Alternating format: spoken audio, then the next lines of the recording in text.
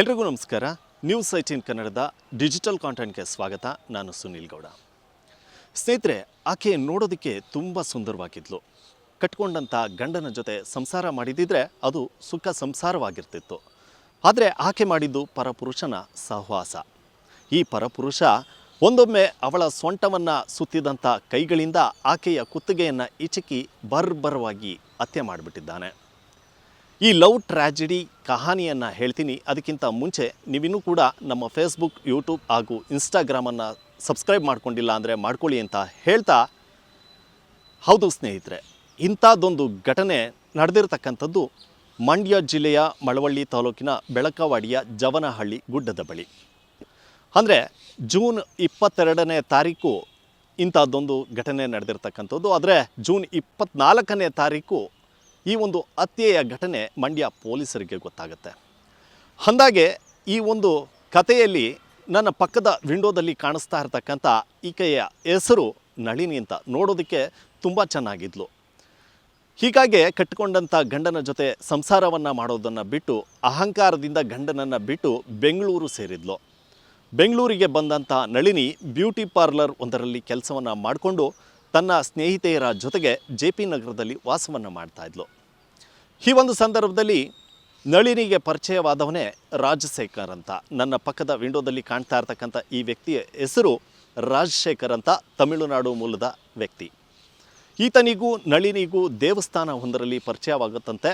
ಪರಿಚಯವಾದ ಬಳಿಕ ಇಬ್ಬರಲ್ಲೂ ಕೂಡ ಪ್ರೀತಿ ಪ್ರೇಮ ಅಂತ ಒಂದಷ್ಟು ದಿನಗಳ ಕಾಲ ನಡೀತಾ ಇತ್ತು. ಇದಾದ ಬಳಿಕ ಕಳೆದ 1 ತಿಂಗಳಿನಿಂದ ನಳಿನಿ ಮದುವೆ ವಿಚಾರಕ್ಕೆ ರಾಜಶೇಖರ್ ಜೊತೆ ಜಗಳವನ್ನು ಮಾಡಿಕೊಂಡಿದ್ಲಂತೆ. ಪದೇ ಪದೇ ಇಬ್ಬರ ನಡುವೆ ಜಗಳ ನಡೀತಾ ಇತ್ತು. ಈ ವೇಳೆ ಜೂನ್ 22ನೇ ತಾರೀಕು ರಾಜಶೇಖರ್ ನಳಿನಿಯನ್ನು ಮಹದೇಶ್ವರ ಬೆಟ್ಟಕ್ಕೆ ಕರೆದುಕೊಂಡು ಹೋಗ್ತೀನಿ ಅಂತ ಬೆಂಗಳೂರಿನಿಂದ ಕರೆದುಕೊಂಡು ಕಾರ್ನಲ್ಲಿ, ಅಂದರೆ ತನ್ನದೇ ಕಾರ್ನಲ್ಲಿ ರಾಜಶೇಖರ್ ಬೆಂಗಳೂರಿನಿಂದ ಹೊರಡ್ತಾನೆ. ಅಲ್ಲಿಂದ ಹೊರಟಂಥ ರಾಜಶೇಖರ್ ನೇರವಾಗಿ ಮಂಡ್ಯ ಜಿಲ್ಲೆಯ ಬೆಳಕವಾಡಿಯ ಜವನಹಳ್ಳಿ ಗುಡ್ಡಕ್ಕೆ ಬರ್ತಾನೆ. ಬಂದಂಥ ಸಂದರ್ಭದಲ್ಲಿ, ಅಂದರೆ ಮೊದಲೇ ನಳಿನಿಯ ಹತ್ಯೆಯನ್ನು ಮಾಡಿರ್ತಾನೆ. ಇದಾದ ಬಳಿಕ ಆ ಗುಡ್ಡಕ್ಕೆ ತಂದು ಆಕೆಯ ಕಥೆಯನ್ನು ಕಂಪ್ಲೀಟಾಗಿ ಮುಗಿಸಿಬಿಟ್ಟಿರ್ತಾನೆ. ಈ ಒಂದು ವಿಚಾರ ಸ್ಥಳೀಯ ಜನರಿಗೆ ಗೊತ್ತಾಗುತ್ತೆ. ಅಂದರೆ ಆ ನಳಿನಿಯ ಮೃತದೇಹ ಆ ಜವನಹಳ್ಳಿ ಗುಡ್ಡದಲ್ಲಿ ಸಿಗುತ್ತೆ. ಸಿಕ್ಕಿದಂಥ ಸಂದರ್ಭದಲ್ಲಿ ಸ್ಥಳೀಯರು ಬೆಳಕವಾಡಿ ಪೊಲೀಸರಿಗೆ ಮಾಹಿತಿಯನ್ನು ಕೊಡ್ತಾರೆ. ಪೊಲೀಸರು ಸ್ಥಳಕ್ಕೆ ಬರ್ತಾರೆ. ಮಂಡ್ಯ ಜಿಲ್ಲಾ ಪೊಲೀಸ್ ವರಿಷ್ಠಾಧಿಕಾರಿ ಶೋಭಾರಾಣಿಯವರು ಕೂಡ ಸ್ಥಳಕ್ಕೆ ಬರ್ತಾರೆ. ಬಂದಂಥ ಸಂದರ್ಭದಲ್ಲಿ ತನಿಖೆಯನ್ನು ಪ್ರಾರಂಭ ಮಾಡ್ತಾರೆ. ಅಂದರೆ ಯಾರದ್ದು ಒಂದು ಮೃತದೇಹ ಇಲ್ಲಿಗೆ ಹೇಗೆ ಬಂತು ಅನ್ನುವಂಥ ನಿಟ್ಟಿನಲ್ಲಿ ತನಿಖೆಯನ್ನು ಆರಂಭಿಸ್ತಾರೆ. ಪೊಲೀಸರು ತನಿಖೆಯನ್ನು ಆರಂಭಿಸ್ತಿದ್ದಂಥ ಸಂದರ್ಭದಲ್ಲಿ, ಅಂದರೆ ಬೆಳಕವಾಡಿಯ ಸಮೀಪವೇ ಇರುವಂಥ ಆ ಟೋಲ್ ಹೇಳುತ್ತೆ, ಒಂದಷ್ಟು ಸಾಕ್ಷಿಗಳನ್ನು ಕೊಡುತ್ತೆ. ರಾಜಶೇಖರ್ ಅವತ್ತು, ಅಂದರೆ ಜೂನ್ 22ನೇ ತಾರೀಕು ಟೋಲ್ನಲ್ಲಿ ಪಾಸಾದಂಥ ದೃಶ್ಯ, CC ಕ್ಯಾಮ್ರಾದ ದೃಶ್ಯ ಪೊಲೀಸರಿಗೆ ಸಿಗುತ್ತೆ. ಮೊದಲು ರಾಜಶೇಖರ್ ಕಾರು ಅಲ್ಲಿಂದ ಹೋಗುವಂಥ ಸಂದರ್ಭದಲ್ಲಿ ನಳಿನಿ ಪಕ್ಕದ ಸೀಟ್ನಲ್ಲಿ ಮಲ್ಕೊಂಡಿರ್ತಾಳೆ. ಆದರೆ ಮತ್ತೆ ಅದೇ ದಿನ ವಾಪಸ್ ಬಂದಂಥ ರಾಜಶೇಖರ್ ಮಾತ್ರ ಸಿಂಗಲ್ ಆಗಿ ವಾಪಸ್ ಬಂದಿರ್ತಾನೆ. ಹೀಗಾಗಿ ಪೊಲೀಸರಿಗೆ ಸಹಜವಾಗಿ ಅನುಮಾನ ಬರುತ್ತೆ. ಹೀಗಾಗಿ ಪೊಲೀಸರು ತನಿಖೆಯನ್ನು ಆರಂಭಿಸ್ತಾರೆ. ರಾಜಶೇಖರ್ಗೆ ಕರೆಯನ್ನು ಮಾಡ್ತಾರೆ. ಕರೆಯನ್ನು ಮಾಡಿದಂಥ ಸಂದರ್ಭದಲ್ಲಿ ರಾಜಶೇಖರ್, ನಾನು ಕಾರನ್ನು ಮಾರಿಬಿಟ್ಟಿದ್ದೇನೆ, ನನಗೆ ಗೊತ್ತಿಲ್ಲ, ಆ ಒಂದು ಪ್ರದೇಶಕ್ಕೆ ನಾನು ಹೋಗೇ ಇಲ್ಲ, ನಾನು ಕಾರನ್ನು ಮಾರಾಟ ಮಾಡಿದಂಥವ್ರು ಯಾರೋ ತೆಗೆದುಕೊಂಡು ಹೋಗಿರಬೇಕು ಅನ್ನುವಂಥ ಕಟ್ಟುಕತೆಯನ್ನು ಪೊಲೀಸರಿಗೆ ಕಟ್ಟಿರ್ತಾನೆ. ಆದರೆ ಇಷ್ಟಕ್ಕೆ ಸುಮ್ಮನೆ ಆಗದ ಮಂಡ್ಯ ಪೊಲೀಸರು ಮತ್ತಷ್ಟು ತನಿಖೆಯನ್ನು ಕೈಗೊಳ್ತಾರೆ. ಈ ಒಂದು ಸಂದರ್ಭದಲ್ಲಿ ಜೂನ್ 28ನೇ ತಾರೀಕು ರಾಜಶೇಖರ್ ಹಾಗೂ ಆತನ ತಾಯಿಯ ಮೃತದೇಹ ಕೆರೆಯ ಒಂದರಲ್ಲಿ ಸಿಗುತ್ತೆ. ಅಂದರೆ ಅಲ್ಲಿಗೆ ಆತ ಕೂಡ ಪೊಲೀಸರಿಗೆ ಹೆದರಿ ಆತನ ಕಥೆಯನ್ನು ಕೂಡ ಮುಗಿಸ್ಕೊಂಡು ಬಿಟ್ಟಿರ್ತಾನೆ. ಜೊತೆಗೆ ತನ್ನ ತಾಯಿಯನ್ನು ಕೂಡ ಕರೆದುಕೊಂಡು ಈ ಒಂದು ಕಥೆಯಲ್ಲಿ ಆಕೆಯ ಕಥೆಯನ್ನು ಕೂಡ ಮುಗಿಸಿರ್ತಾನೆ. ದಿನಾಂಕ 24 ಜೂನ್ ತಿಂಗಳಲ್ಲಿ ಸುಮಾರು ತಡರಾತ್ರಿ 12 ಗಂಟೆಯಲ್ಲಿ ಒಂದು ಕ್ರೈಮ್ ರಿಪೋರ್ಟ್ ಆಗ್ತದೆ. ಇದರಲ್ಲಿ ಒಂದು ಹೆಂಗಸು ಕಂಪ್ಲೀಟ್ಲಿ ಬರ್ನ್ಟ್ ಬಾಡಿ ಸಿಗುತ್ತೆ. ಬರೀ ಕೈ ಭಾಗ, ರಿಸ್ಟ್ ಏನಿದೆ, ವಾಚ್ ಭಾಗ ಏನಿದೆ ಅಷ್ಟು ಮಾತ್ರನೇ ಅನ್ಬರ್ನ್ಡ್ ಇರುತ್ತೆ. ಇನ್ನು ಪೂರ್ತಿ ಬಾಡಿ ಪೂರ್ತಿ ಬರ್ನ್ ಆಗಿರುತ್ತೆ. ಇದರಲ್ಲಿ ನಮಗೆ ಸಿಕ್ಕಿದ್ದು 2 ಉಂಗುರ, ಸುಟ್ಟಿರುವಂಥದ್ದು 2 ಉಂಗುರ, ಒಂದು ವಾಚು ಮತ್ತು ಒಂದು ಹೇರ್ ಕ್ಲಿಪ್, ಇಷ್ಟೇ ಇರುತ್ತೆ. ಇನ್ನು ಟೋಟಲಿ ಅಲ್ಲಿ ಬಾಡಿ ಇತ್ತ ಇಲ್ಲ ಅನ್ನೋದು ಕುರುಹು ಇರಲ್ಲ, ಅಷ್ಟು ಬರ್ನ್ ಇರುತ್ತೆ.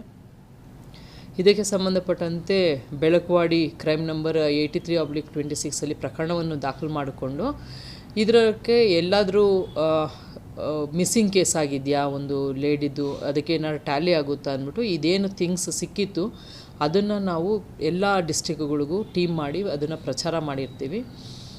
ಮತ್ತು ಈ ಒಂದು ಜಾಗದಲ್ಲಿ ಕರೆಕ್ಟ್ ಇನ್ಸಿಡೆಂಟ್ ಯಾವತ್ತಾಗಿದೆ ಗೊತ್ತಿಲ್ಲ, ಯಾಕೆಂದರೆ ಆಲ್ರೆಡಿ ಅದು ಹುಳು ಮೆಗೆಟ್ ಸ್ಟಾರ್ಟ್ ಆಗಿಬಿಟ್ಟಿರುತ್ತೆ. ಕರೆಕ್ಟಾಗಿ ಅದು ಒಂದು 2 to 3 ಡೇಸ್ ಬಿಟ್ವೀನಲ್ಲಿ ಯಾವೆಲ್ಲರೂ ಆಗಿರಬಹುದು ಅಂತ. ಸೊ 2 to 3 ಡೇಸಲ್ಲಿ ಎಲ್ಲ ಒಂದು ಡಿಸ್ಟ್ರಿಕ್ಟ್ಗಳಿಗೂ ಟೀಮ್ ಮಾಡಿ ಕಳಿಸಿರ್ತೀವಿ ಮಿಸ್ಸಿಂಗ್ ಕೇಸ್ ಟ್ಯಾಲಿ ಮಾಡಲಿಕ್ಕೆ.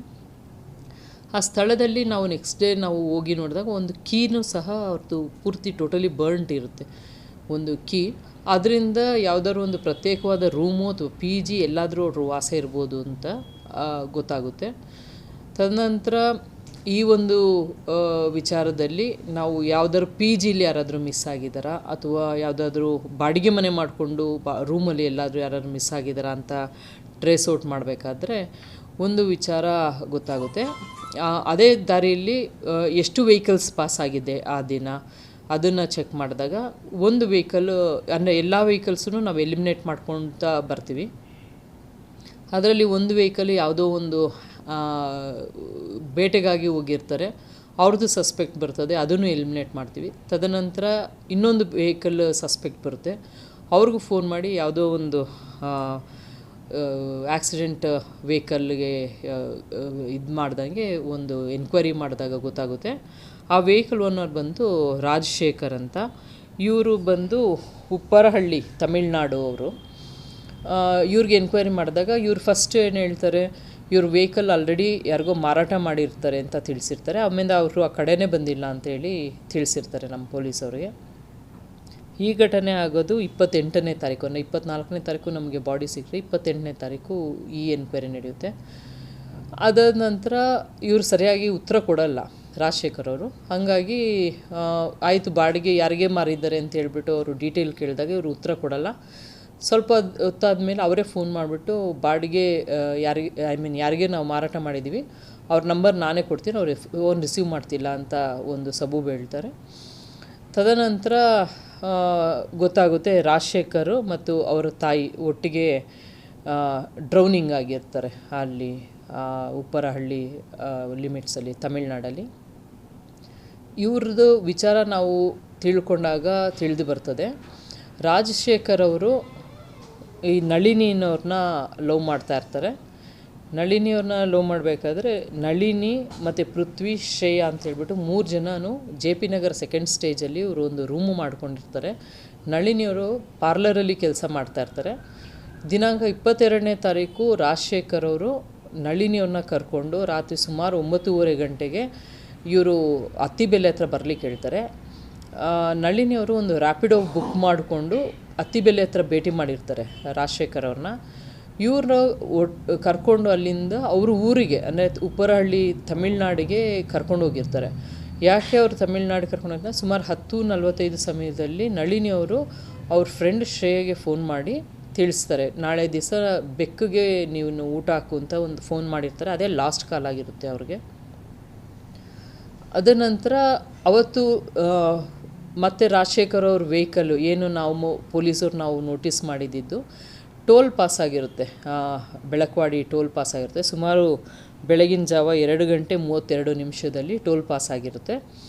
ತದನಂತರ ಅದೇ ದಿವಸ ಸಾಯಂಕಾಲ ಸಹ ಅಲ್ಲಿಂದ ಟೋಲಲ್ಲಿ ಪಾಸ್ ಆಗಿರುತ್ತೆ. ಇದನ್ನು 2 ಸತಿ ಟ್ರಾವೆಲ್ ಮಾಡಿರೋದ್ರಿಂದ ಸ್ವಲ್ಪ ಅನುಮಾನ ಇರ್ತದೆ ಇದ್ರ ಬಗ್ಗೆ. ಇದು ವಿಚಾರ ಮಾಡಿದಾಗ ಗೊತ್ತಾಗುತ್ತೆ, ಈ 2:32 ಮುಂಚಿತವಾಗಿ ಅವರು ಅಲ್ಲಿ ಬರ್ನ್ ಮಾಡಿರ್ತಾರೆ ಅಂತ ಗೊತ್ತಾಗುತ್ತೆ ರಾಜಶೇಖರ್ ಅವರು ನಳಿನಿಯವ್ರನ್ನ ಬಾಡಿ ತೊಗೊಂಬಂದು. ತದನಂತರ ಇವರು ಅವ್ರ ಫ್ರೆಂಡಿಗೆ ಫೋನ್ ಮಾಡ್ತಾರೆ ಸುಮಾರು 4:04 ಬೆಳಗಿನ ಜಾವ.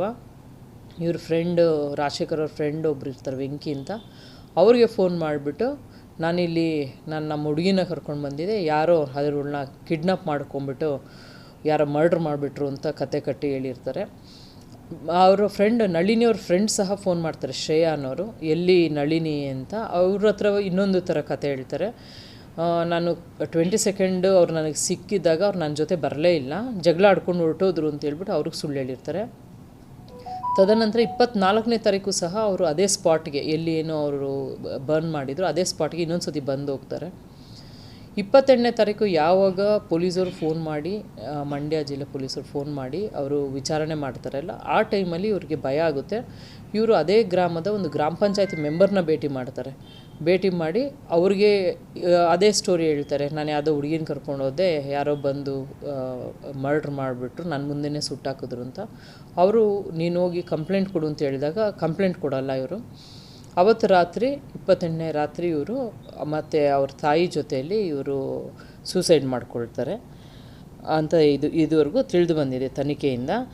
ಸೊ ಇಲ್ಲಿ ಹಾಗಾದರೆ ಜವನಹಳ್ಳಿ ಗುಡ್ಡದಲ್ಲಿ ಇದ್ದವರು ಯಾರು ಅನ್ನುವಂಥ ನಿಟ್ಟಿನಲ್ಲಿ ಪೊಲೀಸರು ತನಿಖೆಯನ್ನು ನಡೆಸಿದಂಥ ಸಂದರ್ಭದಲ್ಲಿ ನಳಿನಿಯ ಮೃತದೇಹ ಜವನಹಳ್ಳಿ ಗುಡ್ಡದಲ್ಲಿ ಇದ್ದಿದ್ದು ಅನ್ನುವಂಥದ್ದು ಪೊಲೀಸರಿಗೆ ಗೊತ್ತಾಗುತ್ತೆ. ಆಗ ನಳಿನಿಯ ಸ್ನೇಹಿತೆಯರು ಏನಿದ್ರು ಅವರನ್ನು ಕೂಡ ವಿಚಾರಣೆಗೆ ಒಳಪಡಿಸ್ತಾರೆ. ಆಗ ರಾಜಶೇಖರ್ ಒಂದಷ್ಟು ಮಾಹಿತಿಯನ್ನು ಅವರಿಗೆ ಕೊಟ್ಟಿರ್ತಾನೆ. ಅಂದರೆ ನಳಿನಿಯ ಸ್ನೇಹಿತರಿಗೆ ಹೇಳಿರ್ತಾನೆ, 22ನೇ ತಾರೀಕು ನಾನು ನಳಿನಿಯನ್ನು ಕರೆದುಕೊಂಡು ಹೋಗಲಿಲ್ಲ, ಆಕೆ ನನ್ನ ಜೊತೆ ಜಗಳವನ್ನು ಆಡಿಕೊಂಡು ವಾಪಸ್ ಹೊರಟೋದ್ಲು ಅನ್ನುವಂಥ ಮಾತನ್ನು ಹೇಳಿರ್ತಾನೆ. ಹಾಗೆ ರಾಜಶೇಖರ್ ತನ್ನ ಸ್ನೇಹಿತರಿಗೂ ಕೂಡ ಈ ಮಾಹಿತಿಯನ್ನು ತಿಳಿಸಿರ್ತಾನೆ. ಯಾವ ರೀತಿ ಕಟ್ಟುಕತೆ ಕಟ್ಟಿರ್ತಾನೆ ಅಂತಂದರೆ, ನಳಿನಿಯನ್ನು ಕರೆದುಕೊಂಡು ಬರಬೇಕಾದ್ರೆ ಯಾರೋ ದುಷ್ಕರ್ಮಿಗಳು ಆಕೆಯನ್ನು ತಡೆದು ಆಕೆಯನ್ನು ಹತ್ಯೆ ಮಾಡಿಬಿಟ್ರು ಅನ್ನುವಂಥ ಕಥೆಗಳನ್ನು ಕೂಡ ಕಟ್ಟಿರ್ತಾನೆ. ಆದರೆ ಇವೆಲ್ಲ ಕಥೆಗಳನ್ನು ಕಟ್ಟಿದಂಥ ರಾಜಶೇಖರ್ ಪೊಲೀಸರಿಗೆ ಎದುರಿ ತನ್ನ ಕಥೆಯನ್ನೇ ಮುಗಿಸ್ಕೊಂಡಿರುವಂಥದ್ದು, ತನ್ನ ಬದುಕನ್ನೇ ಅಂತ್ಯ ಮಾಡಿಕೊಂಡಿರುವಂಥದ್ದು. ಮತ್ತೊಂದು ಕಡೆ ನಳಿನಿಯ ಬದುಕನ್ನು ಕೂಡ